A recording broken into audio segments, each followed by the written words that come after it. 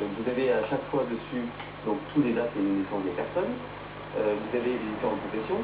On y trouve des grossières, sommeliers, il y a des cochers, tapissiers, chocolatiers. C'est grâce à ces cartes, justement, qu'ils vont faire une importante découverte. Le père de Mme Martin, non seulement est né à Paris, mais il y a vécu. Il avait sa carte d'électeur. Pour retrouver son adresse, le loger, comme on dit dans la police, ils vont se servir d'un autre fichier, celui du recensement de 1935. Des milliers de microfilms, rue par rue, étage par étage, jusqu'à le localiser. André Martin vivait dans le 14e arrondissement. Avec l'adresse, 5 chercheurs d'héritiers, des paliniers, se rendent au greffe du tribunal de Paris. Si le couple a eu d'autres enfants, il est donc probablement déclaré ici. Commence alors ce qu'ils appellent une battue. Pendant 15 jours, pour identifier tous les Martins nés dans l'arrondissement.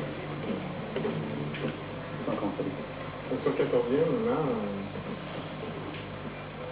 600 naissances. 600 naissances, sur le 14e. Sur 10 ans. C'est sur 10 ans. Uniquement.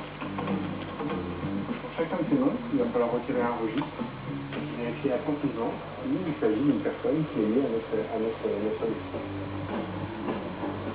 Le 27 juillet 25. Martin. Christine Martin. Non. Attends, je dois voir Martin là. Non, elle est fille de André Lucien Martin. C'est bon.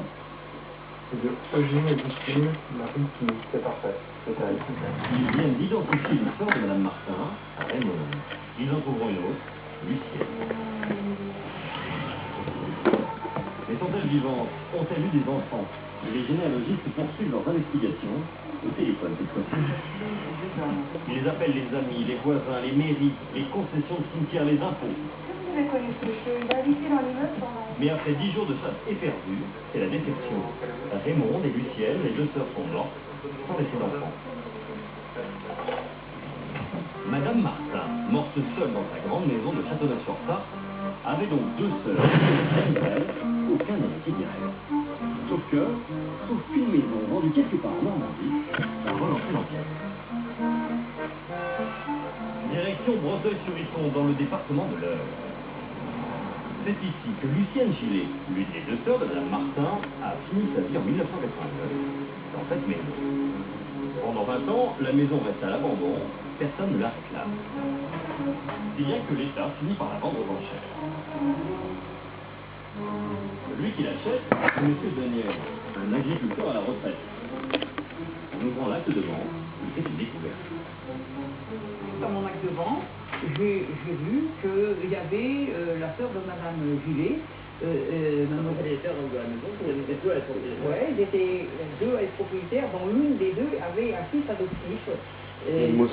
Là, c'était la surprise alors.